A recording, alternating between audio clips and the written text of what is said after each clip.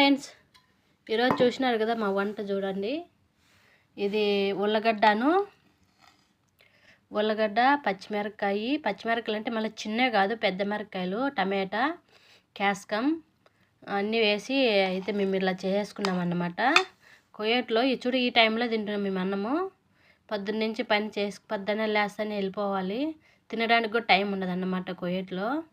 దీంట్లోకైతే white rice చేసుకున్నాం అన్నమాట. ఇప్పుడు టైం ఎంత అవుతుందంటే 1 గంట అవుతుంది ఫ్రెండ్స్. చూసినారు కదా, ఈ టైంలో మా పనులన్నీ చేసుకొని మేము ఈ టైంలో తిన్న పొద్దున్నుంచి కూడా అలాగే పస్తు చేసినామన్నమాట.